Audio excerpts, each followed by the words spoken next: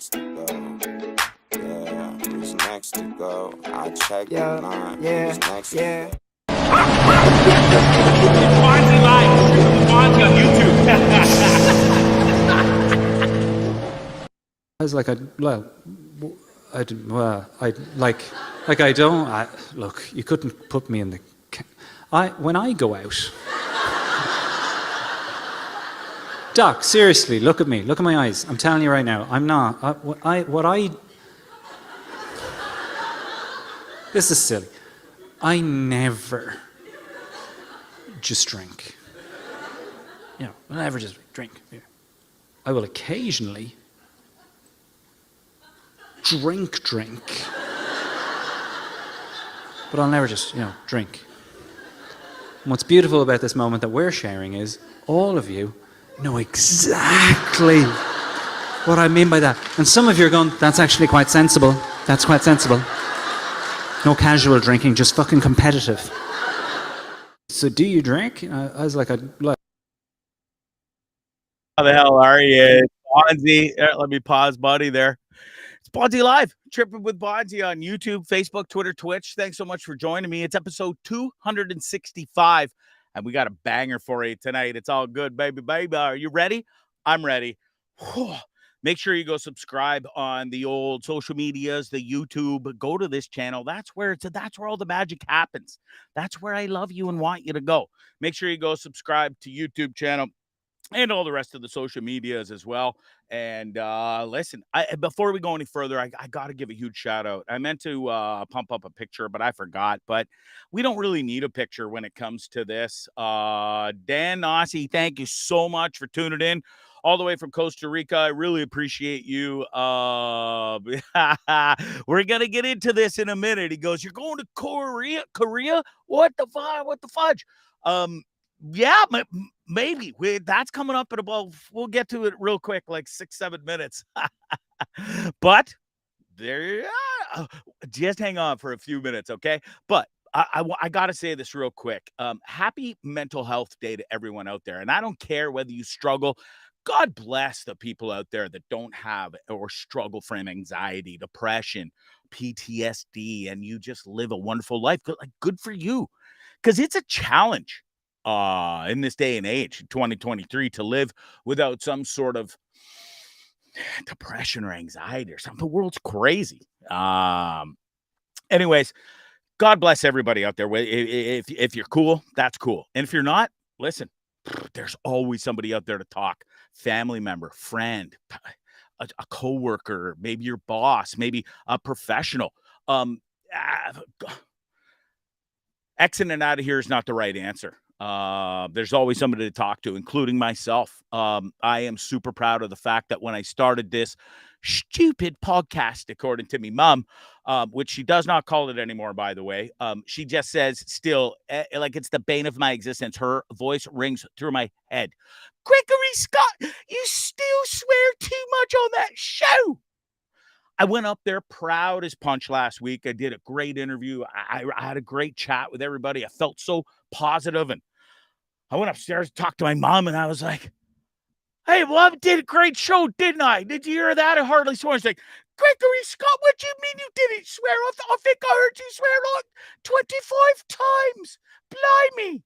There's just no need for it, Gregory Scott. Speaking of Gregory Scott, that's sort of taken off. My nephews call me Gregory Scott now. I got buddies calling me Gregory Scott. Yeah, and I got people coming up to me too all the time, which I love too. And they say the favorite part about the show is when I mock my mom's voice. And I think she's really come to love it. She secretly snuck in last week, and I don't know how I missed it, but I missed Sarge tuning in. And she watched for quite a while. And I think, God, by golly gee, she'll never admit it, believe me you, but I think she's proud of me. And I think she does love the show, except for the fact that I say the F word too much. And listen, I'm working on it, okay? But stop busting my chops. Blurry. That's really weird because I'm using the 4K camera. We're on the same internet. Oh, I am blurry now that I look. Let me see if I can do something here real quick. Video. Logitech 4K. It could be my parents' internet. I had a problem this morning. I apologize. We are on the 4K camera, but and I look beautiful from my end on this camera. But when I do look over on the Facebook feed, it's just not this pure, handsome face, which really sucks. But fret not. What do you call them things? The interweb people are coming tomorrow. And we'll get a boost here for sure. So I do apologize. It's been running pretty good. But listen, it is what it is. And I can't reboot anything at this point, but I will move on. Okay. Again, real quick, if you're suffering from PTSD, anything, text me. I am super proud of the fact that many people in confidence have reached out to me for help and a chit chat and advice. How did you get through? How did you, it's been a long road, and it has been a long road. And I'm not sure if it ever stops once you've sort of gone through the trauma that I went through, but I'm certainly well on a better path than I ever was. And it's from talking to people. It's from getting help. It's from doing this stupid show. It's entertaining you guys. And it was talking to, who knew? I wish I would have known fucking 10 years ago. All I had to do was maybe go to a psychic and get some closure. Probably wouldn't have been 10 years ago, but even 2, 3, 4, 5. Anyways, happy. I don't know if it's a happy day, but please reach out if you're suffering, because it's a serious problem out there. And a lot of people suffer in silence, and please don't. We're all here to help. I'm sure if you called a friend, any friend at 4 a.m. and woke them up and you're super pissed at first, but then you tell them why, no problemo, me included. Okay. Moving on. Tonight, Trippin With Bondzee, a huge guest. This is one of my bigger gets. There's a lot of big ones. Paul Langlois stands out from the hip. Just super special to me. And this is another special one because listen, I grew up in the same era. I'm 3 years behind this kid. We literally grew up in the same neighborhood, neighborhood-ish. And he's a wonderful human being. His name's Rick Campanelli, and you probably know him as originally Rick the Temp from Much Music. Back in the day, he started as a temp, became one of the most legendary VJs Much Music's ever known and seen. And he's here tonight to talk about the brand new documentary that was just filmed. It's called 299 Queen Street West. What a legendary address and what a legendary person Rick Campanelli is. That's coming up in about 12, 13 minutes. I thought you said Rick Mercer. Yeah, listen, that would be a good get too, Mr. Wade Holloway, but I'll give you a break here. I'm not even going to make fun of you. You're getting old as fuck now. And listen, I'll let that one slide. Thank you very much to my boy Keith Keller for tuning in. It is a great message. I think it's just truth, and there is help out there. I think one of the greatest quotes I've read recently, it's sort of a new meme, or maybe it's not, but I've recently seen it, is, I would rather you call me and bug me day in and day out than me go to your goddamn funeral. I'll help anybody in any way that I can. And I hope this show helps for sure. I know it does. I know it has. I've been told a lot, and that makes me feel super awesome as well. And Wade said, yeah, on the back to the F word, I think Wade said it was up pretty high last week, but I don't think I fucking swore that much, to be honest with you. Sorry, Mom. That's the only one I'm going to drop. It's just, there's the right time and a wrong time, and I'm going to get better at not saying the F word. All right. Really do look forward to talking to Rick coming up real shortly. I'm going to talk real quick about the Feral Minx release party that I went to. My God, off the charts. It was supposed to be a one-night EP release party, turned into 2.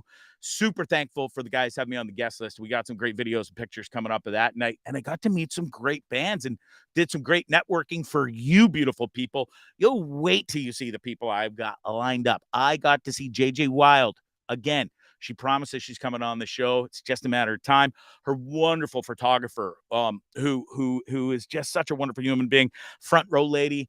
She goes by the real name Sandra. She is an unbelievable human. She's going to come on the show, plus some great bands that open for Feral Minx. We got Kojak and we got Small Town Stripper Club with some great networking. And speaking of networking, this one, I didn't even have to network. It fell in my lap.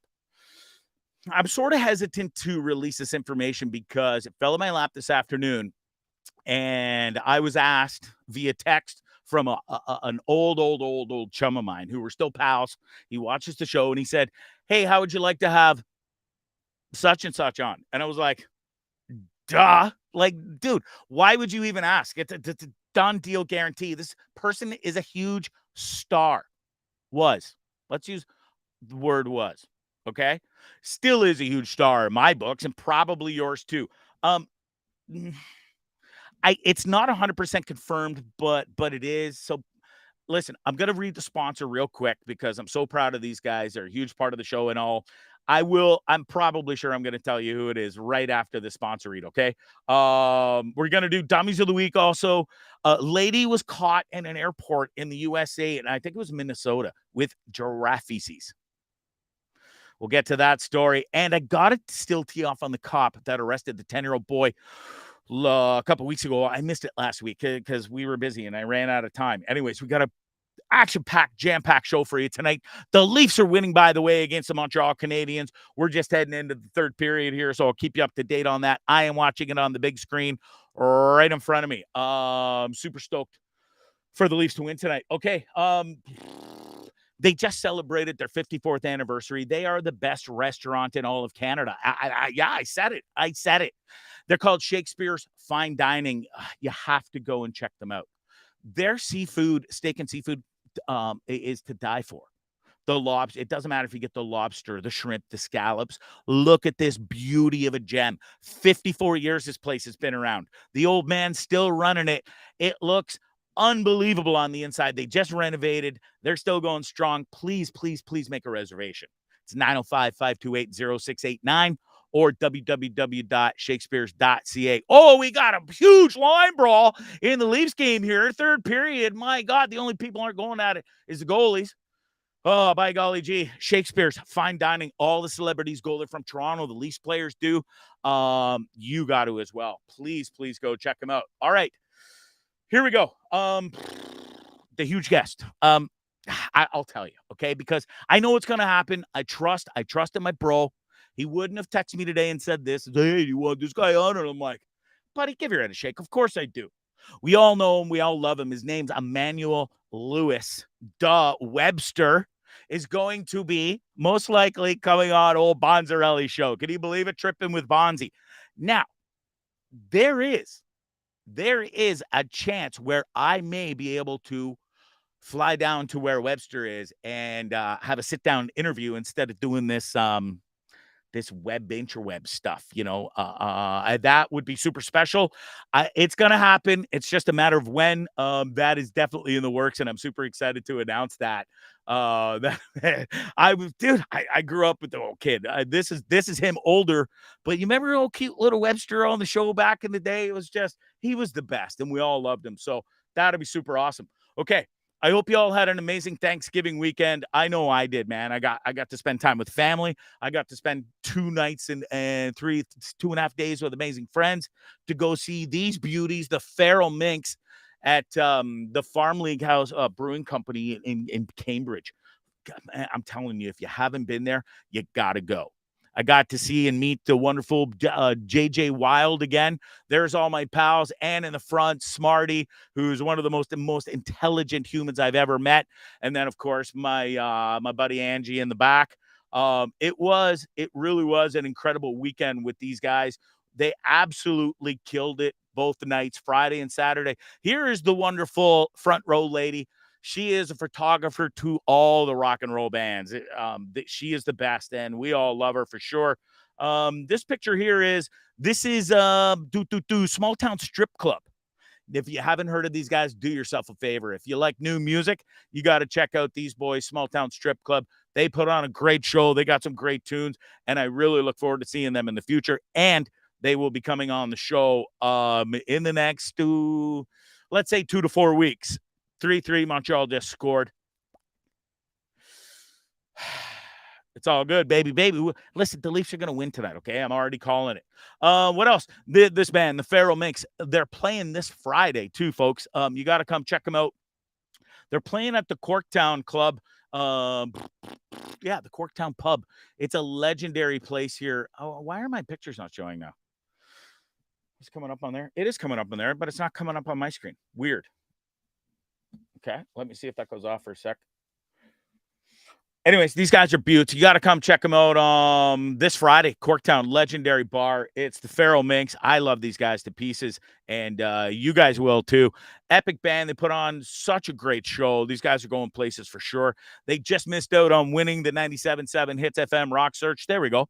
We're back. It just was a special night all around. Feral Minx kill it, and I look forward to seeing everybody out this Friday at the Corktown. Tickets available at the door. Hit me up if you want some, and love the guys, and thanks for having us out, me and my pals, for your EP release party. It certainly was a special time, that's for sure. What else? Pictures are clear. Yeah, pictures are clear. I am still not. Okay, we're about 5 minutes away from the Rick Campanelli interview. He's such a wicked dude. I've had the pleasure of sort of getting to talk to him. We set this up about, I guess, a week and a half, 2 weeks ago, and just getting to correspond with him back and forth has been a real treat. And I think you guys are really, really going to enjoy Rick Campanelli. What else do I got? I do. Speaking of my friends on the weekend, remember I'm always bitching and moaning that I got my coffee mug here and my tea gets cold because I sit here and don't shut the hell up and ramble on incessantly? Well, guess what? Hot tea. Why, you ask? Because my wonderful friend of a human being, Ann Bailey, I showed up at her house Thursday night getting ready and prepared and having some pre-drinks to go to see the Feral Minx kick some ass. And she gifted me this wonderful thing. She says, Greg, I'm she didn't say sick and tired, but she probably was sick and tired of listening to me bitch and moan about drinking my cold tea out of my coffee mug. Anyways, it ain't cold anymore. I've got this wonderful Yeti that keeps my drinks hot and or cold. Depends what's in there. God damn it. Montreal just scored again. 4-3 with 14 minutes to go. So there's still a lot of game. I hate the Montreal Canadiens. I really do. Anyways, super thankful for the gift. No more cold tea. So thoughtful, for sure. What else we got going on? Yeah, it was so cool to meet JJ. I didn't give her shit because I would never do that. She's too beautiful to give yell at or anything. But I was just like, remember last time we talked and I met you and you said to come on the show and then you said to reach out to your manager. Well, he's not as friendly as you. So can you just please come on the show? And she's like, I promise I'm coming on the show. Just reach out to him again. And this time he'll set it all up. So JJ Wild, she's coming on soon. And listen, I mean, who wouldn't want this beautiful human being on my show? She's the one in the center. Because listen, I maybe have to point it out because there's 3 beautiful women in that photo. Okay, you know what I'm saying? Pow, pow. I really do love all 3 of those women in that photo. But yeah, I'm super, super excited to have her on the show. And that's going to be a lot of fun. Okay. Again, come see me this Friday, Feral Minx, Corktown, Hamilton. That's going to be a sweet show for sure. Okay. Korea.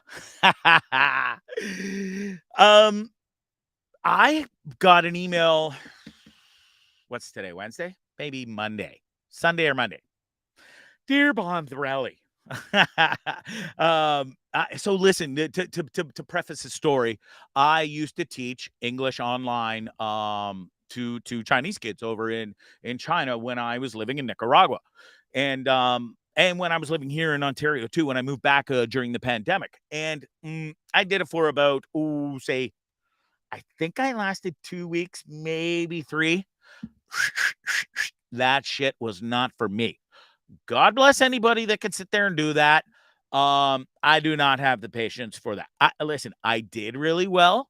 I was burning and screaming inside and wanted to choke strangle, like, I'd say 60% of the kids that I taught, they could speak really good English, but they also just didn't give a fuck. They just didn't. And it was annoying. And I had to do this at like 2, 3, 4, 5, 6 a.m. in the morning. No, I was done. It was just, see you later. Not for me. Anyways, because of that experience, and it's out there in the interweb, I was invited and heavily encouraged from somebody to apply for this job in Korea for a whole year. I thought about it for a good 3 seconds and was like, no, not even maybe, bud. Could you imagine old Bondzarelli in Korea, South Korea? And I want to go, listen, I get all wasted up one night maybe, and I think I can fix things with Kim Jong-un, just like that best basketball player, Dennis Rodman. And I get like detained or something at the border and sent to prison camp in North Korea. No, just no, and no. Greg Bondzarelli, Bondzee, Gregory Scott is not going to Korea ever, I don't think. Never say never, but I'm definitely not going there to teach English for a year contract. No golf, probably. No getting to see my kids. No getting to start picking up hot chicks because I think I'm ready. Rick Campanelli is coming up in 1 minute. Please stand by. It just wouldn't jive. Way too many people here who love me and depend on me and there's no way I would get to do this podcast. And I've got stuff rolling and I've got big things coming up that I've been working on and planning. And I really am starting to build a respect and name out there. And even getting Rick Campanelli is a huge part of that. And then so I going over there would be just like completely throwing it all away into the garbage and starting fresh in a year when I got back. So that's not happening. Okay. Ready? I do got to show this video real quick because I got it loaded in here. This is the Pharaoh Minx. It's about 25 seconds long. This just shows how badass these guys are and why you got to come and see them this Friday with me. Ready? Let's kick it.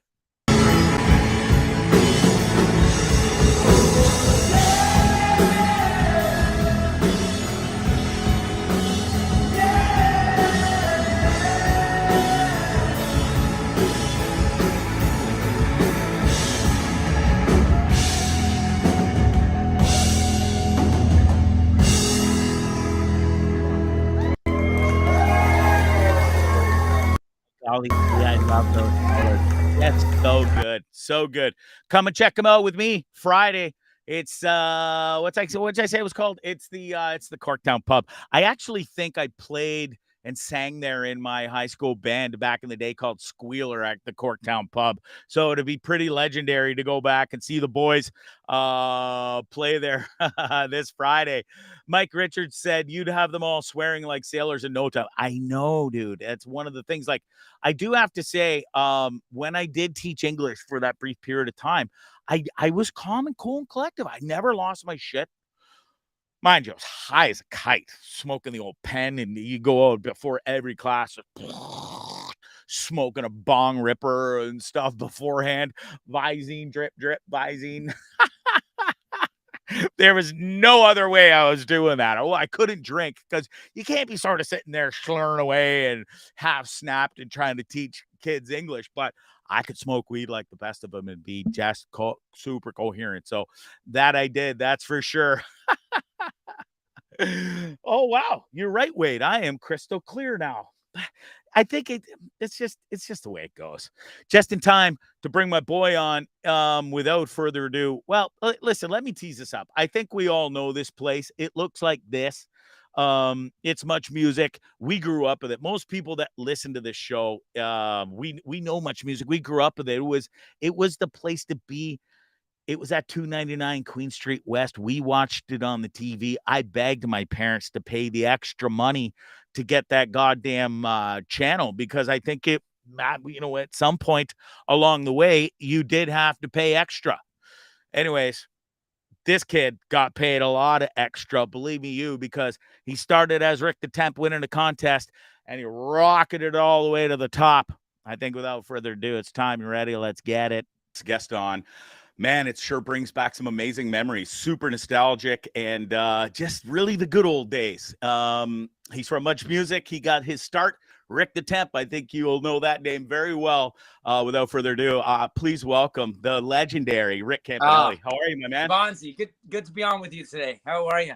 Yeah, I'm really good. I really appreciate you taking the time. I know you're a busy guy. We're going to sort of delve into everything, but it all started. You're born and sort of raised in the Hamilton area, right?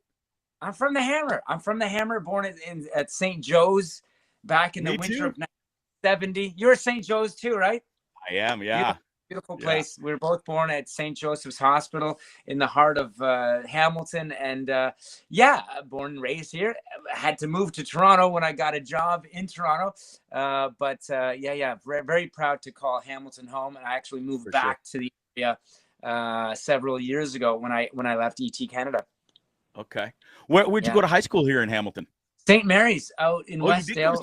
Okay, yeah. I went to Westdale. You were Westdale. I took grade 10, or was it grade 11 math there at night school at Westdale because I had failed it. My teacher had failed me at St. Mary's, so I had to get that credit. And Westdale was the school that I went to. That's a iconic institution as well in Hamilton. That place, a lot of familiar faces coming out of that place. Yeah, definitely. Martin Short, to name probably one of the biggest, right? What a legendary comedian and actor, right? Beautiful brilliant. Yeah. You're the youngest of 4 siblings. How was that growing up, Rick? I can't relate. I'm the oldest of 3 boys. So how was it being the youngest? 2 older brothers, 1 older sister. I was basically, when I came along, I got to do anything I really wanted because my parents had gone through that already with 3 older siblings. Good for you. Like, you had the golden ticket slid right on through. The golden... No, it was all love all the time, but I think they were a little less, onto my every move back then because they thought, you know what, we've done this already a few times. This guy, he seems like he's got a good head on his shoulders. We can let him come back at 2 a.m. and we'll be sleeping soundly if he wants to. He'll be okay, and we're okay with that. So that was the life growing up. But no, it was beautiful. Tight-knit Italian family here in Hamilton, and I couldn't have asked for a better upbringing. Yeah, that's amazing. Well, it really worked because I have you on here. We're going to talk about this amazing documentary that's coming out, 299 Queen Street West. Obviously, you were a huge part of that, which we'll jump right into. You have had a pretty awesome career. It started basically on Much Music. So I got to ask, what was Rick doing before you entered this contest to ultimately become Rick the Temp? That's how it started on Much Music. Bondzee, I was literally eating, breathing, and sleeping music. I loved music. I loved music back in the day, and I have my older siblings and parents to thank for that because we were always listening to music. It was a household filled with music all the time, whether it was my parents' bands that they were into, artists, or if it was my older siblings' bands or artists that they were listening to. So I was very fortunate to get introduced to the wonderful world of music when I was just a little guy. I was a toddler. Everything from the Beatles and the Stones and the Who to Bowie. My sister was more into like the Bee Gees and Duran Duran, and my parents, of course, Sinatra, Dean Martin, Sammy Davis Jr., Bobby Darin. So think about those artists I've just mentioned, like being introduced to music with music that those artists have created. It was magical, whether we were here, whether we're in the car. So music was my thing. Obviously, I was at university and I was studying to become either a teacher or a physiotherapist. That was the route I was going to take. But then Much Music had this wonderful contest. I'm pretty sure you remember, most of our generation remembers the Temp contest, where if you won this contest, you got to work at Much Music for that summer of when you won. And this was an annual contest. I remember entering the first time back in 93, and I was still at university. I didn't put much into my entry, and I knew, you know what, writing something on a piece of paper and faxing it in, that wasn't going to get you that ticket into Much Music. So that next year in 94, I put my studies on hold because it was final exam time, and I locked myself into my parents' basement in Hamilton, and I just concentrated and focused on my entry. We had 25 words to explain to the Much Music brass why we thought we would be the perfect fit to be the Temp that summer. So it took me 2 weeks. I really went out and on a limb, and I really created this huge, it was like a piece of art, and the rest is history. They liked what I created. I became the Temp, fortunately for the summer of 94, and I snowballed that into a career, I guess you could say. You sure did. You do this demo tape. You work so hard on it. You polish it up tight. Do you remember where you were and who you were with when you found out that you actually got the temp job for the summer? Yeah, the temp job, it was 25 words. So I airbrushed my statement on a banner that opened up out of an M-shaped box. Helium balloons pulled it up. So that was before I started submitting the demo tapes. But I do remember I was at home in Hamilton with my brother. My cousin was there with me, Jay, and maybe another friend. I forget. It was so long ago.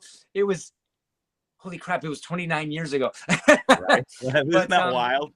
But my dad was working nights, and so he was upstairs sleeping. He had unplugged the cable to the phone because he didn't want to be bothered during the day with phone calls disturbing his sleep.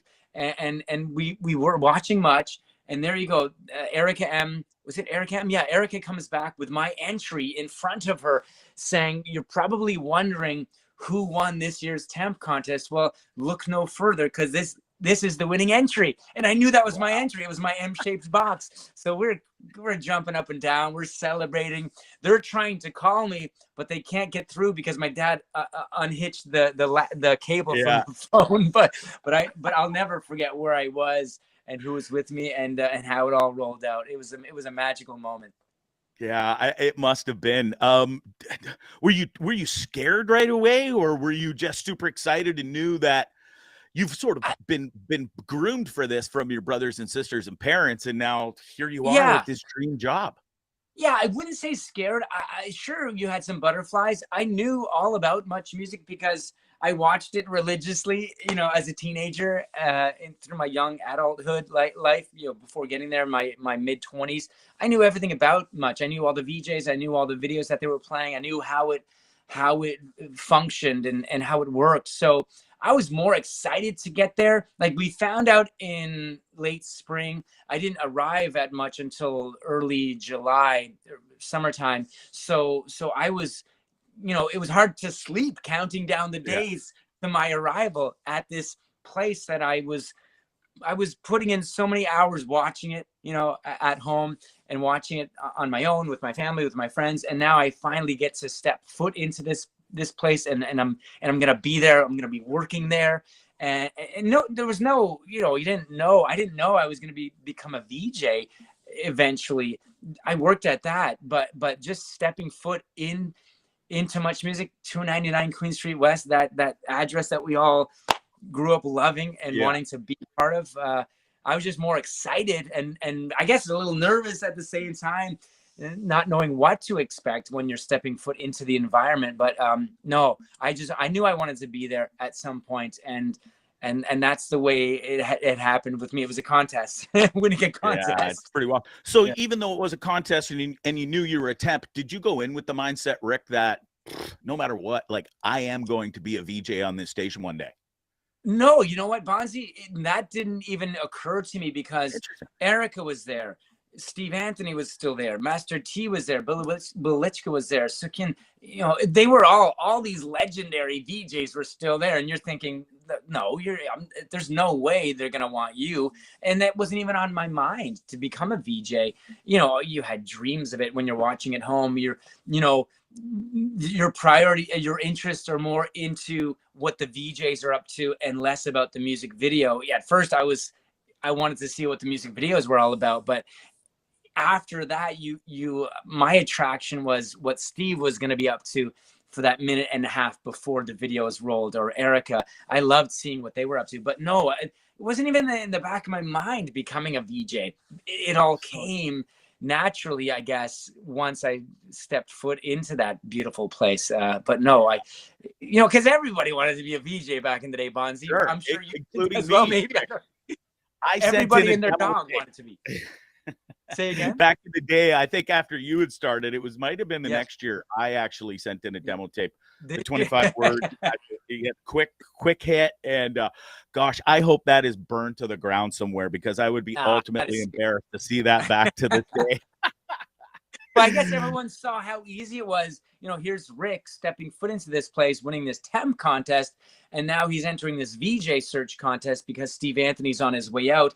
And it doesn't really work out at first, but he sticks around and he makes it happen. So people following that story, it could happen to anybody. And I think that was the beauty of Much Music. Like, Erica got her start answering phones at Much Music, and they saw that she was so into it. She was so passionate about, so knowledgeable. She knew her music, and let's give her a shot. Okay, well, here's Rick. He's winning this temp cut. Let's give him a shot. He's showing ambition, and he's showing the drive that he wants to be part of it all.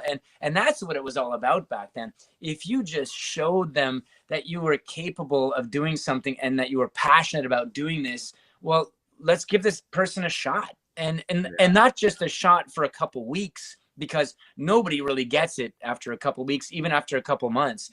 You gotta really marinate in that whole environment and in that whole atmosphere, because no one's gonna get it overnight. But they saw something in all of these personalities, and I was just fortunate to be there at the right place at the right time, I guess you can say. And very fortunate. Very fortunate. Yeah, so Rick the Temp actually turns into Rick the VJ, which is amazing. You must have been thrilled to get that news, right?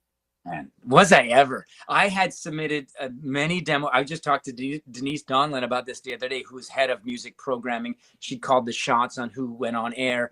I remember submitting 3 or 4 demo tapes. It didn't just, it took a lot of work. It took a lot of time and perseverance and patience. But yeah, when she finally came to me and called me into her office, she said, it's your time. Would you consider finally going on air across the nation as a Much Music VJ? I thought about it for 3 seconds and said, yes. I got goosebumps. Sign me up. Yeah, it was amazing. It was an amazing moment. Yeah, good for you. I mean, do you still wake up some mornings, Rick, and go, kind of pinch yourself, go, holy shit, like what an amazing career I got to have at Much Music, and then forward, which we're going to get into, but just to be that VJ and start as Rick the Temp and have that moniker for quite a while, but then it ultimately turns into Rick the Franchise, which is a pretty good handle too, eh, buddy? I count my blessings every day. I don't let a day pass where I'm not grateful for all the opportunities, because I am so over the moon grateful for those people taking a shot, taking a chance to put me in front of a camera, in front of the nation, them to put their faith and trust in me. But no, I still pinch myself. I still wake up and I think about the old days, the old interviews, meeting the viewers. It happened to me, and it's just, it was a miracle. It really was, man. It was a miracle. But no, I think about it all the time. It was a good run at Much.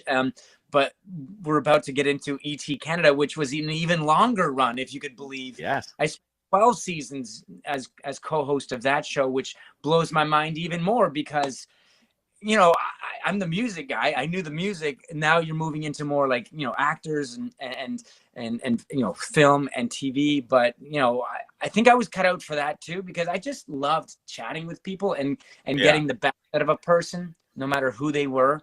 So yeah, it's 23 years altogether, I think I counted, but before radio started then. But well, you looked real natural. You fit right in. There's your ex-co-host, wonderful human being. Cheryl. Yeah. It took a while to get into that role, because here's this guy that's talking music live, and now we're on to a taped, polished show, and it's the granddaddy of all the entertainment shows. If you think about it, Entertainment Tonight, we still think Mary Hart. I was just watching the Dodgers the other night, and I still see her sitting in the front row. She's at the Dodgers games, seasons tickets right behind the home plate. But Mary Hart is synonymous with entertainment news programs around the world, and to be part of that franchise, what an honor. When I got that call on my way transitioning out of Much Music into this entertainment show that Global was starting up. We didn't know it was Entertainment Tonight at the time, but I'm sure grateful that it turned out to be one of the biggest news entertainment franchises in the world, and still going strong. That one, anyway. ET Canada, unfortunately, you heard the news. All good things come to an end, but to spend 12 seasons on that show, what an honor. Yeah. Well, how was the transition? You're interviewing all these rock stars. I mean, I got this great picture here of you interviewing. Look at that. I mean, isn't that must bring back so many amazing memories, right? Oh man, I had a great time. That was a great night with her. We really hit it off, and then of course you see all the fans of Pink in the background there, who got the chance to ask their questions and interact with Alicia Pink. But she was an absolute sweetheart. I remember hanging out with her afterwards, just having conversation, just chatting about life, aside from the music part of it all. And no, man, that stuff like that, Bondzee, happened every other day. It seemed. I mean, like this is what you'd show up to work and it would be a throng of people outside waiting to see the next big star who rolled in. Yeah, it just must have been such a cool place to work. And really were you ever awestruck? Was there anybody that really captivated you and you were sort of awestruck, or was you just sort of rolled with everybody? Yeah. Every single artist I was awestruck, like, because I'm thinking, I get to interview these people. I was always awestruck because I was first and foremost a fan of music. I'm a fan, just like the people that were tuning in to watch the interviews and the videos. Well, I was there at one point myself as a viewer, as a fan, and now I'm just that person that's bringing the artist closer to the people that consider them heroes or they're icons, and especially when you get to, open the windows or the doors to Much Music to let everybody in and be a part of it. I was just the person, and all the VJs were just that machine, I guess, who brought the two together. But no, it was incredible. Not every day it was like that. Don't get me wrong. It wasn't like that every day, but most days were like that. Who was the very first person or band you got to interview? I think it was an indie band out of Saskatchewan. I think the name of the band was Bluebeard. And that was my very first interview live on Much Music. Nervous as shit, or were you? No, it was a terrible interview. And Denise Donlin came to me afterwards and she told me it was the worst interview she'd ever seen. But I think it was a combination of the bands.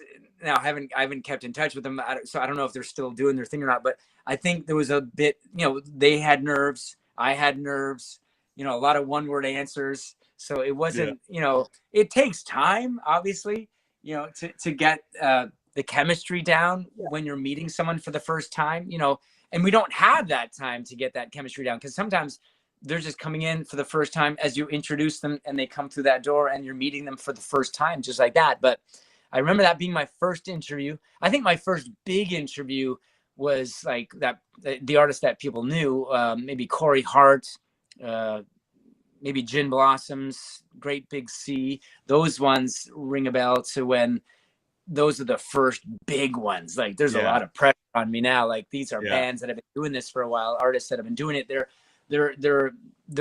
assuming that, the person that's asking the question is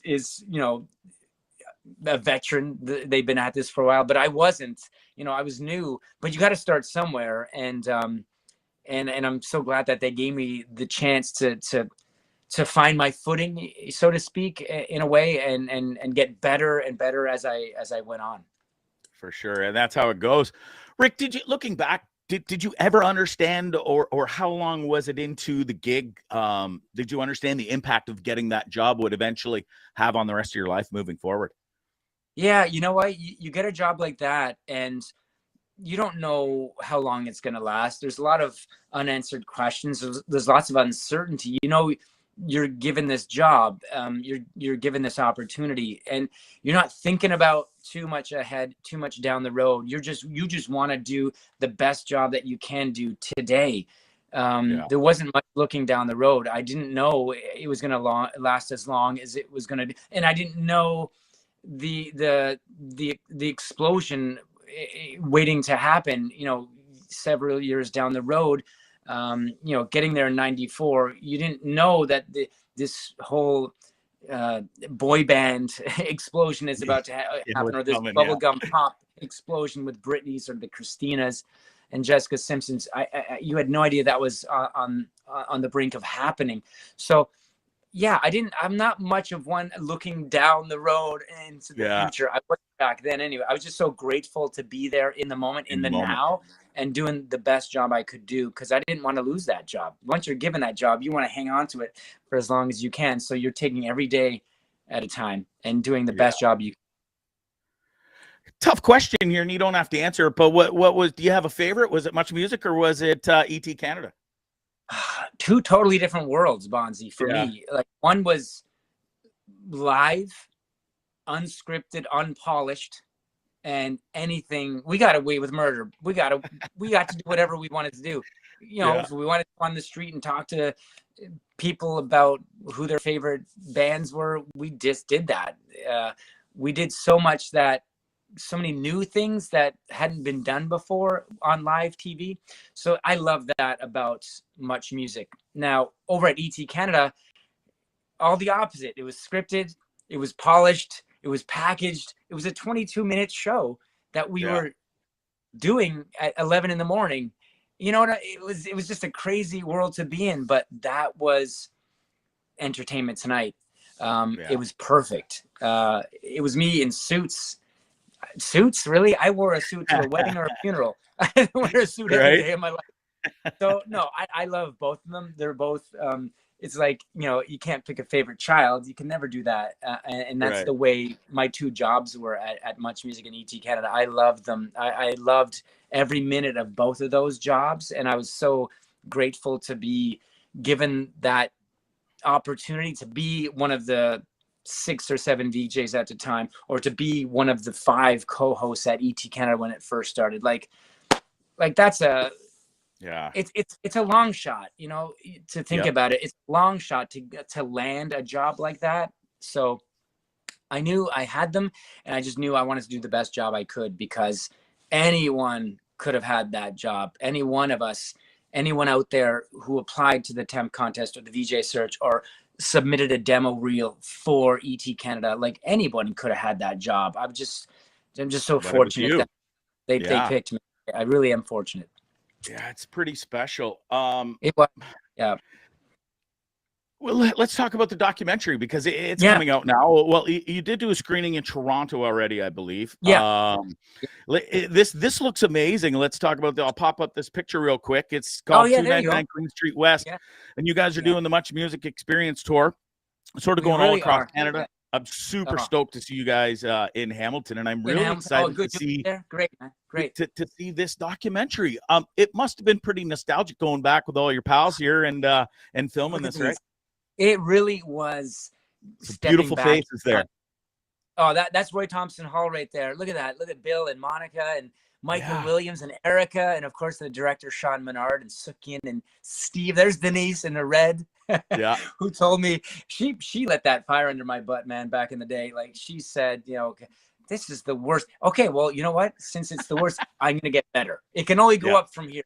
No, that was great. Right. But no, seeing all those people and seeing the film, I was invited down to South by Southwest because that's where Sean had the galactic premiere of 299 Queen Street West. That was an honor to be down in Austin back in March for it. And he said, working on this film, because it took a good year and a half, a couple of years. Well, he had a lot of screening of videos and old archival footage, but he said when it was done, Rick, do you want to have a look at it? I go, I want to screen it with the people. Whenever the first screening is happening, wherever in the world it's happening, I want to be there. So I was fortunate enough to be there, and I cried, I laughed, I had goosebumps on my body. The hair was standing up on the back of my neck for the full 2 hours. It was such a trip down memory lane. And even those years where I wasn't involved, because it was only a small part of this documentary. I'm a small part of Much Music, you know, those middle 10 years. But to see so much of it happening before me and how it was created and the ideas that Moses and John Martin had back in the day, you know, you learn a lot. You know, we were all Much Music viewers back in the day because it was such a staple in this country growing up. But you learn so much about the ideas and how it started and the people involved, and then it brings you right up until the end. You know, I call it the downward spiral. Remember that 9 Inch Nails album? You know, when and like we talked about earlier, all good things must come to an end. You know, people's interests change, they want more of this and less of that. So it's all in there. Sean Menard puts it all into this beautifully packaged 2-hour film. And I can't wait for you to see it. And I can't wait for the rest of Hamilton to see it. And the whole tour across the country. We're going from Victoria all the way out to St. John, New Brunswick. Or Halifax, Nova Scotia even as well. So PEI that's a hell of a run. Yeah. So explain to me, Rick, sorry to cut you off there. It's you see the documentary and the screening, but then it is intimate and interactive, where I believe people are going to get to ask you guys questions after the movie, correct? It's so cool. Yeah, we're going to be jumping up on stage afterwards. There's going to be a moderator. The people that come out for the screening get to ask us the questions that have been on their minds. Throughout the years. Maybe they asked us back in the day via fax or email.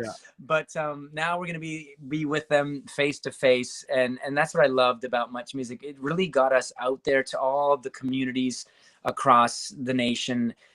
Sure, we broadcast from downtown Toronto, but we also got out there to be with the viewers, with the whether it was a Much Music video dance party, or whether we were just coming to your city because you won Gonna Meet a Rock Star, or whatever it was. But this tour, this experience allows us to get back out there, because it's not just me that's going on the road.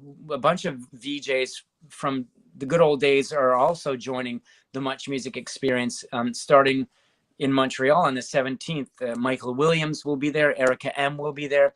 A couple of Music Plus VJs will be in attendance that evening, because Music Plus was a big deal as well back in the day for our French-speaking friends in Quebec. So yeah, we're all going to be there that night. And then that's just the one night. Then we go across Canada and do it all over again with a number of VJs, and it's an exciting time. And people are going to see this screening, and they're going to be able to relive all those magical moments that were created at 299 Queen Street West. So yeah, very, very pumped, very pumped. Yeah, no doubt. And there was some super magical moments there. I mean, I'll never forget it growing up. I hope the younger generation goes out and sees this and sort of sees what I say missed, and I don't mean that in an ignorant way. It wasn't their fault. No. But I hope it does sort of open their eyes to what could be possible still, and maybe let's start up Much Music again or something like that, and bring back the videos. It was an era where we made things happen, and it was a beautiful time because we were just rolling with it, ad-libbing, off the seat of our pants type thing. It's what's happening these days on social media, on Instagram, YouTube, and I love that the younger generation is doing their own thing, and it sort of reminds me of our guerrilla style back in the day. But it'll definitely, obviously, we know it won't be duplicated or replicated. It was a once in a lifetime thing. Even television is changing, as we know. The whole TV landscape isn't what it used to be. So yeah, I think 299 Queen Street West will attract any music fan, no matter how old you are. If you love music, and if you want to hear stories about music, especially music video, music on TV, you'll be interested. That you could be a young person, you could be an older person. I think it's got something for everyone, and it's a story of how this little train really could. You know what I'm saying? Like, I think I can, and we did it, and we became a global phenomenon, if you think about it, because they were opening up Much Musics around the world, in Argentina, in Finland. We were in USA, in the US homes with Much USA. It was the little train that could, and up until the end, until it didn't anymore. But now this younger generation's got their thing going on, and on TikTok. I know Much Music is on big on social media, trying to relive the magic and doing it with the up and coming artists. And that's what it was all about back in the day, breaking new artists, introducing new bands and artists to Canada. And I think that's what the TikTok generation and this generation of Much Music VJs is doing. So good on them. I agree. Yeah, well, I hope it really works out. I hope it's super successful. I wish you a safe trip across the country and have a blast with it, and catching up with all your old VJs. Anything else real Looking quick forward before to I it. let you go? What else is coming up besides the tour across Canada? Any projects or stuff you Well, got working? you know what, Bondzee, all these people that I chat with on these podcasts, you've been inspiring me so much to get out there and start my own podcast. Good for So you. why not throw my hat into the mix? Yeah, why not? You It's must have fun. some amazing stories to tell. Dude, they've got stories, and I used to love chatting with people back in the day. So yeah, I'm putting together something along the lines of a podcast. Well, it is Okay. a podcast. It's a long process. It's a very long, slow process, but I hope to be doing Yeah. that one day soon. I was doing morning radio up until January, and that just Saw that. it took a toll on my body physically. I loved it because it brought me back to my roots of doing. It's live, it's music. I love this. But that That's only early morning lasted though, eh? early, man, and that's only the chosen few can get away with doing that successfully. Yeah. But no, I got a lot of things on the go still. There's events that I MC and host, and I was a part of this little show called The Traders Canada, which is airing right now on CTV, which was a Right. cool little project to be a part of. We shot that back in the summer in Quebec. And it was a fun little reality competition show. I don't know if you're familiar with it, but I've it's heard of gaining it. some Yeah, traction. I've just seen it. Yeah, it's been Cool. fun. There's always something on the go. And then, I've got a young family. I got 2 young boys, and my wife and I are always doing something, with the boys. And I've got an Must older keep you boy busy. who's 18. We're always busy doing something, whether it's family, Cool. whether it's for our careers, but a lot of social media stuff too. So, yeah, Right on. busier than ever, I think you can say. That's good. That busy is good. We were talking about that pre-interview here, and busy is always good, isn't it? Gotta keep moving. I was gonna say I like your backdrop there. I don't have my glasses on, so I can't. It's Hamilton. It's downtown Hammer. Love from it, up man. on the escarpment, looking down. I figured a couple of Hamilton boys. I used to use this quite a bit, and I've just switched, but I went back to it because why not? We're a couple of Hammer kids, just living our best lives. I see my house back there, right there over your right shoulder, way in the background there. Yeah. Awesome. Yeah, right. Listen, rapid fire real quick before I get out of here. Ready? Noel or Liam Gallagher? Oh, Noel. Noel. Okay. Stones or Beatles? I had some good conversations with Noel. And Liam, he's a bit of a loose cannon. He's a little out there, right? Stones or Beatles? Oh, dude. Come on. I know. It's really? So tough, right? I know. Are you Swiftie? Are we on the Swiftie train? I think my wife's turning me into one. She keeps sending me articles. Look what Taylor's doing now. So yeah, I'm slowly becoming one. Yeah. Favorite new band, real quick, off the top of your head? Crash Adams. Nice.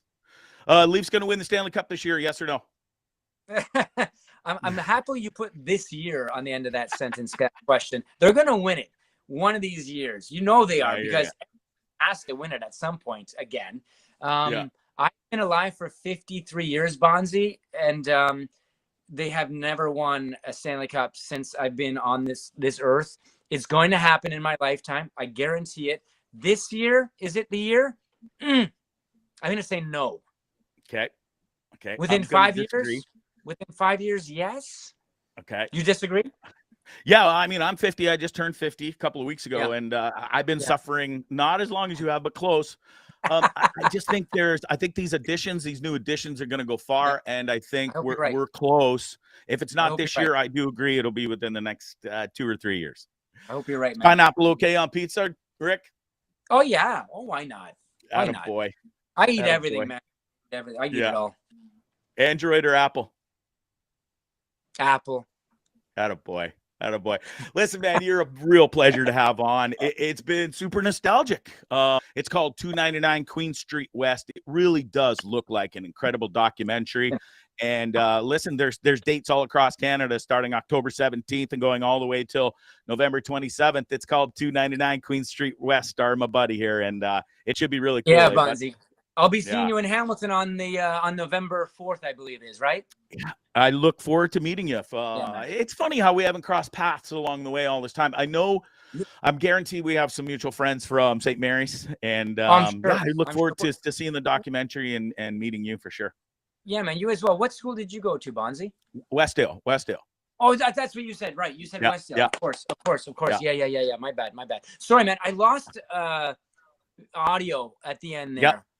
I don't No know worries. if that I was was done just on. basically thanking you for coming on the show, and then I sort of filled some time and pumped the documentary coming out, and I'm right glad you on, got man. to pop back on so we get to say a proper goodbye. Sorry, and I really appreciate the time. I think when you have calls coming through on the phone, the audio goes off for some reason. So my bad. My apologies.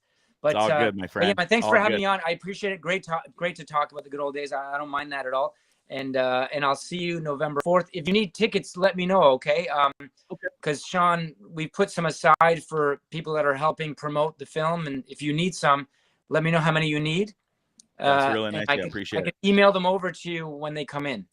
Okay. Amazing. Well, I appreciate that, and I appreciate you doing this show. I think we covered a lot of ground, and we did. The young and the old, and we really got to sort of get into the world of Rick and the whole how it all started and where we are now. So I appreciate that. My pleasure, man. Anytime. Let's do a part 2 one day for sure to update. I would love that because I have so many more questions, Rick. Sure. Man, let's do it. Yeah. You look exactly the same. I got to tell you, man. I don't know your secret, but you can email me that too of how you. Oh, I sold my soul to Moses Neimer many years ago. Oh man, I lost you. Okay. You let me know how you froze on me there, man. but no, I appreciate the compliments. Yeah, thank you. All the best, and okay, brother, on that tour, and I hope it goes really well for you. We'll see you in Hamilton on the 4th of November, Bondzee. Make sure to come up to me, okay? Will do. I appreciate it. Okay, my man. Thanks. All right, have a good few weeks. We'll see you then. Okay. Thanks. Take care, buddy. Good time. What an absolute beauty, eh? Wowee. Rick, the Temp Campanelli. I hate calling him the Temp now. I mean, he's so outgrown that, but that's how he started. And it really was a pleasure to, that's how I woke up this morning. I got to get up, have a coffee, smoked a bit of weed, not a big deal. And then I got to speak with Rick, the Temp. We did that interview this morning. And I was buzzing all day because I was just so pumped. Just such an easy guy to talk to, such a wonderful human being. I don't know how he's done it, and kudos to him because he got in a pretty cool job and met every rock and roll band in the entire world, literally, and is still humble and cool and down to earth to this day. And kudos to him. He's got a wonderful family, and I really do look forward to hanging out with him at the listen, come and join me in Hamilton November 4th. But they got gigs all over across the way. Here it is. Matthews, hold on. I'm watching Matthews. Oh, he misses and puts it wide. We're in a shootout. All you mofos chirping me during that interview, by the way. 5-3, Leafs were down. Leafs come back, tie it up 5-5 with a minute to go. I'm sitting here absolutely freaking out. Yes, I did. This day couldn't have worked out more better because I did get to record that interview with Rick this morning. He wasn't available live. He's got a busy life. Nice. Montreal just missed too. And I got to watch the entire third period whilst I was live. Technology is a beautiful thing, isn't it? I really do love it. Anyways, I got to watch the whole thing. I was chirping you clowns back and forth who were chirping me. We are in a shootout. It is both 2 shooters each. They both missed. Here we go. Marner coming in. Tick, tick, tick. Oh, Shelf Daddy. Talk to me, mama. Did you see that goal, baby? Wowee. That's why we pay him the big bucks. Marner is the real deal. I'm telling you. There's a lot of people out there that would say they would build a team or rather have Marner on their team than Matthews. Listen, I'm happy to have them fucking both, and we'll leave it at that. Here we go.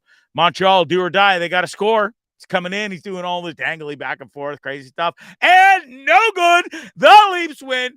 Talk to me, mama. Matthews with the hat trick. Leafs with a huge win. Comeback win. It's just the start of the season, baby. And fire up that goddamn Stanley Cup parade because we's coming and we's coming hot. We played absolute garbage and we still came back and won. just shows what the team we got. That's a huge win. God, I'm so happy to be a Leaf. And Dan, please do me a huge favor. You hang on to that jersey, buddy. I saw that in the comments. And Wade, you could shove your matches right up your ass, and maybe you'll need them for your team. I'm not going to sit here and diss the Edmonton Oilers because I really do like the Edmonton Oilers. And I hope you have a great season. I just hope you don't win the Stanley Cup because we're going to win the Stanley Cup. How do you like me now? Wow, what a great day. What a great interview. Rick's the best. Please make sure I'm going to put this picture up again because I got a little sidetracked there and carried away. Leafs win in overtime. But folks, I know we got people watching all across Canada and stuff. They'll be out in Edmonton. Wade, your way, November 8th. Please make sure you go support my boy Rick. Tell him you're a friend. Actually, Wade, don't tell him you're a friend of mine. I joke. For all my buddies in Saskatoon, Regina, Saskatchewan, November 13th, Vancouver, they'll be out there on the 24th. Winnipeg, all you beauties out there in the tundra of Winnipeg, November 27th. And please, if you're in the Hamilton area, come join me on November 4th. We'll go have a great time, and we'll hang out with Rick the Temp. We will. Listen, I had so many more rants to go on tonight. I still got to go off on this cow at the grocery store. I don't have time for it tonight. And I still got to get at this cop. But I think instead of doing that, okay, you guys choose real quick. Do I go on a couple of rants and show no videos tonight, which would be weird because we always show Dummies of the Week, and I got some beauties lined up. So do we do that or I go on a rant? You tell me quick. I'm going to have a sip of my hot tea that's still hot thanks to my lovely friend Ann Bailey. And I got to give a shout out to all the Glorious Sons fans out there. The Glorious Sons, they're coming across, they just wrapping up the American part of their tour. And they're coming to do a album release party of the brand new album Glory, which is, I'm telling you folks, if you haven't had a chance to listen to the new album Glory by the Glorious Sons, and you're looking for new music and you're sick of the same songs, do yourself a favor. Glory, Glorious Sons, YouTube, Spotify, Apple, I don't care what you use. Hit it up, hit it hard. It's a wonderful album. And I'm super stoked to go to the album release party. It's a sort of a win to get in. It's going to be super tight. I'm hoping I get in. Fingers crossed. I'll be there Monday with all my glorious, dirty rock and rollers. And it's going to be an amazing night. Woo! My boy here, Grimmy, says a couple of rants, and I'm ready. Dan says do both. And listen, I'm okay to do a little longer show tonight. You guys all hang in, and looks like you're ready. So why don't we do this first? I'm going to go on the grocery store rant because groceries, big thing right now, pretty damn expensive. And that's not even my rant. Not even remotely close, okay? Here's my problem, or here's my rant and problem with this pretentious bitch who chose to dictate the rest of the people's times in line. Here's how it goes. You know how you go in line, you roll up your cart, the girl ahead of you or the guy ahead of you, they already got the stuff on, and buddy's doink, ringing it through, ringing it through. And as it goes, and all the groceries are filled, as you go, you're putting stuff in your bags, right? And then you chuck it in the cart, and then it's like, oh, okay, I'm all done ringing your stuff in, madam. It's, or sir, you owe me $150,000. I joke. Okay, say $150, right? This, I'm sorry, she was a bitch.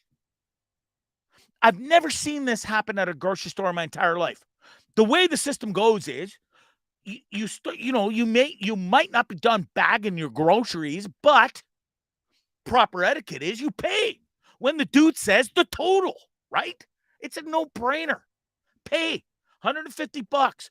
Boom, tappity tap, clickety click, bob a trick. Maybe you got to slip your card in if your stupid tap doesn't work. Right now, that's me. Not a problem. Extra 30 seconds. No big deal. But this cow decides to dictate how the rest of our time's going to go for the next few minutes. She goes, I'm not paying until I'm done packing my groceries nicely in my bags and loading them into my cart. I beg your pardon? Why do I have to wait for your lazy fat ass to finish bagging your groceries? The system goes like this. You pay. It goes it goes through pretty quick, but you're already, whilst it's going through, you're already again bagging your groceries, putting them into the cart so we can all just have a nice systematic follow. Why does this stupid lady get to say, nope, I'm going to wait and make all you fuckers wait until I'm done bagging my groceries and putting them in the cart? I should have already had my stuff almost rung through. She would have been rolling away. It's perfect timing. It just goes like this. Am I wrong here? Am I wrong for getting upset? Actually, I don't even care what you say because I don't think I'm wrong. In fact, I know I'm not wrong. That bitch done fucked up. And I was really upset with her attitude. This wouldn't have happened for two reasons. If, one, the kid behind the counter wasn't 16 years old and absolutely terrified of this human, not so friendly human in front of me.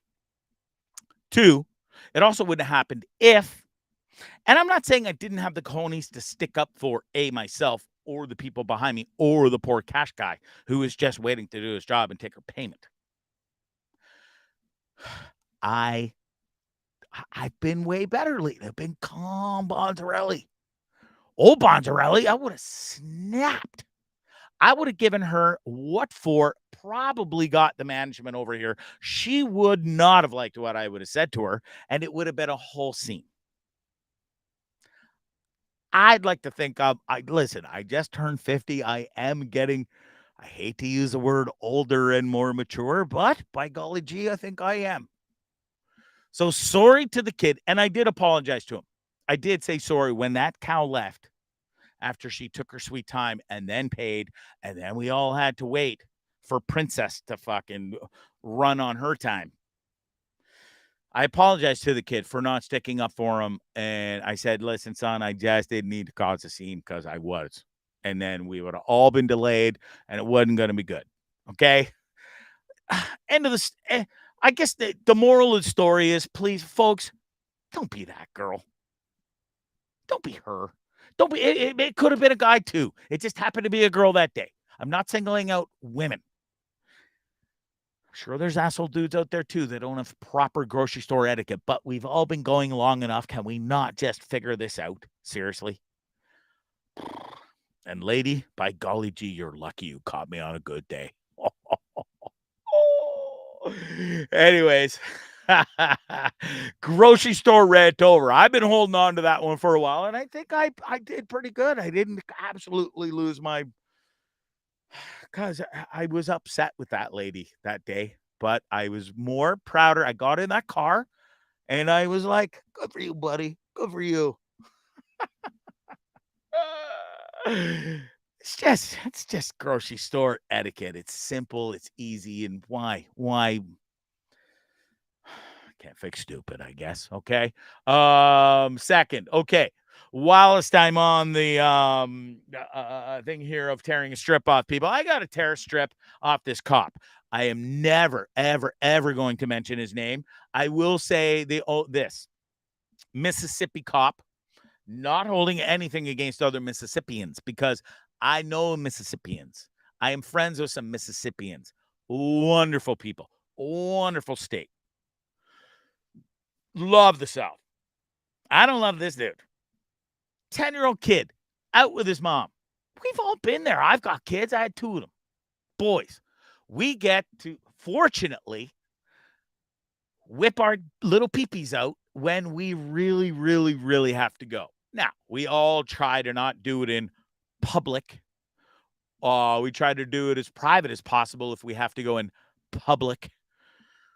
You know, and listen, I respect the fact, Las Vegas, for instance, on the strip, if you get caught pissing on the strip, your ass is going to prison that night. Not prison, jail. And it's not going to be a fun night. And I understand this because, listen, there's a plethora of people on the strip day in, day out, 365, and you don't need every dude who can whip his little wee-wee out, urinating and sprinkling his stuff all over the strip. Homeless problem is enough, and we have that smell around enough. We don't need the regular drunk folk doing it too. Comprehend? Capiche? But a 10-year-old boy with his mom who's just dying to go, and he has to go in public. We've all been there. I think I remember urinating in public, and I couldn't give a rat's ass who saw me when I was 8, 9, 10 years old. I mean, there's a limit. Yes. Where is it? Maybe it's the 10-year-old area. But for you to be a cop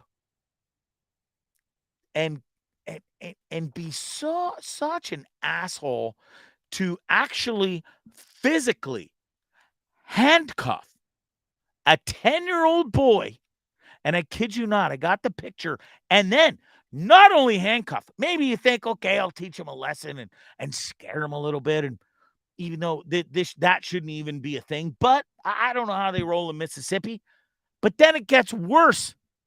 He tosses this poor 10-year-old into the back of the police car. Oh, what now? Look at this poor kid. 10 years old. Most people would like to go through life without sitting in the back of a cruiser in cuffs. Been there. Listen, once and twice. Stories for another time. I wasn't 10. I also didn't really deserve either one of my handcuffsness and arrestedness. Never got charged, by the way, for either one of those delinquent things I might have done wrong. But a 10-year-old to arrest him and make a spectacle and put him in cuffs and put him in the back of a cruiser. How dare you? How fucking dare you? Wah. What, your wife didn't sleep with you then? Your girlfriend? Mommy, you probably didn't even have a wife or a girlfriend, you loser. You probably were in grandma's basement and what? She burnt your grilled cheese and tomato soup, bro, while you were watching reruns of the Flintstones? Give me a break. How much of a miserable human goddamn being do you have to be to arrest a 10-year-old kid for peeing in public? Okay, it's enough. I feel horrendous for the kid. I got that off my chest too. I hope karma is a bitch. Believe me. It really is. The person that stole all that shit from Patty's grave, karma's a bitch, bro. It's coming for you, and it's coming for that cop who arrested a 10-year-old little boy for taking a whiz when he really had to go instead of embarrassing himself and peeing his pants or getting yelled at because he pissed his mom's back seat or his booster seat. When you go to your supervisor, you're like, got another one today, Sarge. I ticketed a 10-year-old for peeing in public. Like, what? Just saying that out loud makes me go, what? Again. That cop's got serious issues, and I hope he's not a cop in Mississippi anymore. I really do. All right, let's get to some videos. I think that's enough on the old rant-alones. How did I do? You can't even make that shit up. I swear to God, you can't. Let's do a couple. We've always done Dummies of the Week, and I think we have to continue this because I got some beauties. I really do. Let's start with, it's tough to see because people been messaging me since. Oh, okay, well, let's start with this idiot right here, shall we? When you play the game of F around and find out, you are going to 90% of the time F around and find out the wrong way. So you can already see where we're going with this. There's a massive bull with huge horns. in the middle of the screen. And you ready? Watch. Felt good to be out of the rain. In the desert, you can't remember your name, 'cause there ain't no one. Felt Around, good to I be know. out Look at him. of the I gotta rain. give him credit though. In the I desert, think more panic, can't more remember than the your fact that his name, little 'cause there pinky ain't was gonna no hang one. out in public. Felt good to be And out his of ass the rain. getting absolutely In the desert, you can't remember your name, 'cause there ain't no one. times Felt good to be out of the rain. In the desert, you can't remember your name, 'cause there ain't no one. Felt good to. And Buddy just more was worried about his little pee-pee hanging out. Buddy, I would have got up in Ransworthy Hills, but I don't have a little pee-pee, so. Oh, look at you all bragging, Bondzee. Really says who? Anyway, so listen, I continuously on the interweb, day after day, I see idiots. And again, here's a photo where you literally just have to stop texting me while I'm doing a show, please. I'm not done. You just know when you see somebody jumping out of a window or off a roof, probably is not going to go very well. And I bet this guy isn't going to walk again for a while. Watch this. Like, that is spine snap central. Slow motion. I don't think it's supposed to bend that way, son. One more time. Oh, so close. Oh my God. Like, he is lucky he is probably not in traction for the rest of his goddamn God-ridden life. I swear to God. Like, I don't know what makes people think. Listen, I've done some stupid stuff drunk. Believe me, I have. But I've never, knock on wood, I've never got really stupid injured, though. Oh, what about that time, Bondzee, where you were so wasted and you stepped off a boat onto the dock and they separated and you smashed your head off the boat and you went into the water and almost drowned? Okay, well, why don't you just shut your holy mouth, Bonds? Because that was like when I was 17 years old and a young, stupid idiot. Okay, well, what about it? Never mind. I could go on and on. But I got another beauty of a video. Speaking of Dummies of the Week.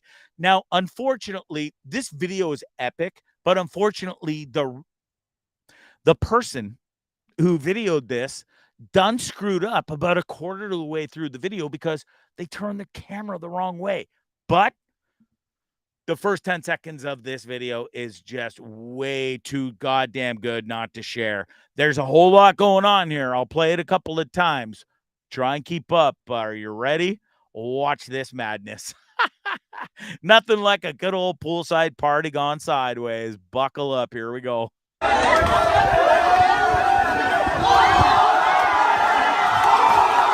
a hard hit. And buddy, what a knockout punch right into the pool. And then he comes into the pool and knocks again. And then the video goes sideways, and that just sucks. And I wish I knew how to rewind it real quick here. So I think that's enough of the video. I hope you saw it real quick because it was a beauty. There's just so many dummies out there. But, you know, I think we were all dummies back in the day when we all got on this beauty of a ride. And these were in I think this sort of fits in with the nostalgia of tonight of having Rick the Temp on. We all were sort of in that same age realm. And this nonsense of a ride was in absolutely every single park we went to. And it was, oh, that's not the one. Hold on. Let me try this again. It is this one, Bonds. Okay. We've all been there. We've all been injured on this ride. It was one of the greatest rides, though, because you had to show off for your pals, right? Y'all know what I'm talking about. It's this Danger Mobile. Watch this. So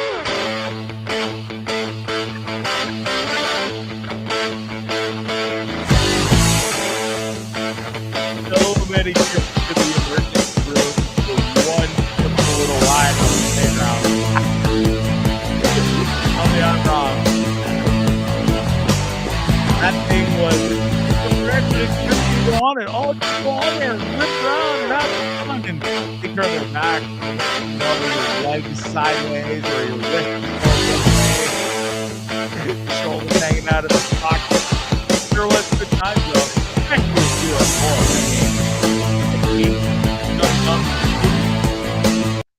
We certainly had a great time on that ride. I don't think I ever broke any bones on it, but I probably got a few concussions on there, which would explain a lot. You know what I'm saying? Couple more before I get out of here. I think this is pretty Canadian, and it's really funny because I showed a picture tonight of Rick the Temp, this beauty pic right here, if in case you missed it and you're still watching. But Rick the Temp was on the show tonight, and he got to interview Pink way back in the day. And then this shook down last night. I'm not quite sure where it was. Oh, it was in California. Sorry. This is pretty cool in nostalgia, and it takes you back a little bit, doesn't it? Here we go. Check this out.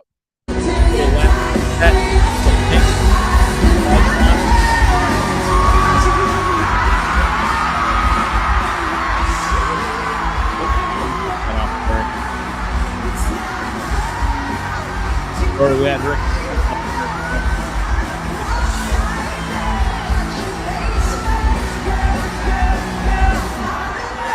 That's legendary, though.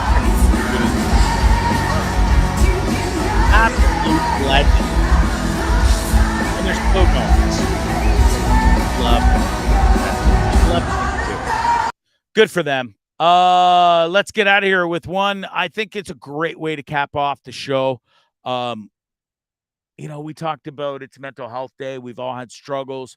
We all go through adversity.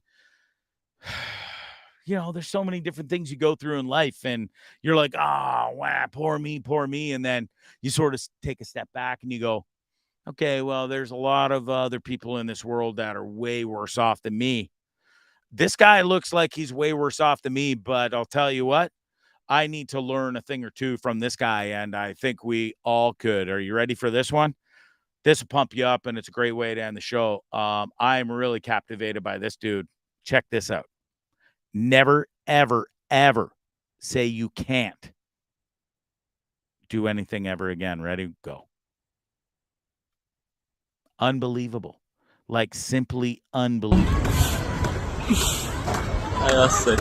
Who's in a wheelchair and can go downstairs on his hands while strapped to said wheelchair. Or he gets better. Oh, wait. I thought there was more, maybe. Anyways, you know what? Yeah, you want to leão. That's it. I will never, ever take my chance. Never. You want it bad enough? You'll do it. You know what I'm saying? That is absolutely stunning. You know what else is absolutely stunning? You. And you and you and you. Thank you so much for joining me tonight. This is a great show. I really enjoyed chatting with Rick the Temp. That guy just blew my mind. Such a wonderful human being. He had a gift. I mean, like he grew up as a youngest child of a family of four in an Italian family who just loved music. And he was just sort of gifted with this talent and knowledge of music, and it just grew into a job for life at Much Music, which rolled into ET Entertainment Canada, and it was Rick is a special dude, and I've never ever met or heard a person say a bad word about him. So I'm super thankful for him to join me tonight. It really was something special. I look forward to joining him and seeing him in Hamilton on November 4th for the Cross Canada tour that they're doing for the new documentary called 299 Queen Street West. Please, folks, go to and check it out. They're going across Canada. It's going to be epic. It is epic. And that's how I grew up. I grew up listening and videos. That's how I learned to dance and sing and rock and roll and be cool.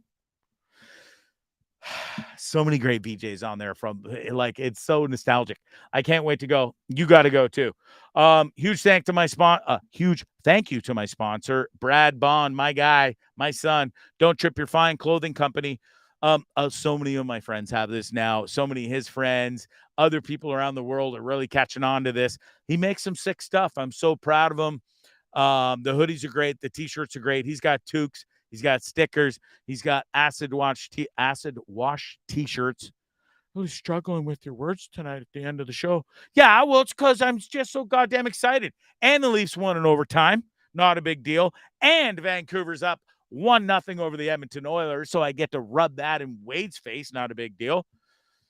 I really do appreciate y'all. We got some great shows coming up. Like I said, JJ Wild, Webster, Emmanuel Lewis, of all people. There's a good chance he's coming on the show. It came to me late in this afternoon. We'll work out all the details. He is coming on. We'll figure out when. Also, some great bands. We're going to do something really special. I and the Feral Minx are going to do something really special. We're going to do a sit-down sort of a hangout interview, sort of different than what we've done and what I'm doing now. And I really look forward to that. That's coming up in the next couple months. Also, we're going to interview a couple great bands that I met for the Feral Minx EP opening. Kojak and Small Town Strip Club. Beauty bands. Go check them out. Thanks for watching. I really appreciate each and every one of you tonight. I really enjoyed this show. I hope you enjoyed it too. It's Mental Health Day. Love one another. Love yourself first and foremost. And if you need help, please, please, please ask.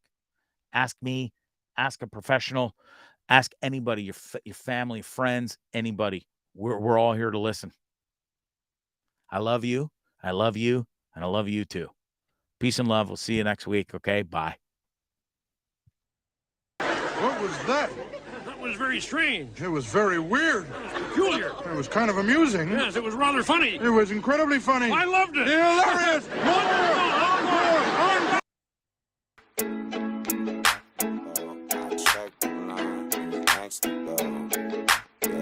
Who's next to go? I check the line. Who's next to go? Bondzee Live. Bondzee on YouTube.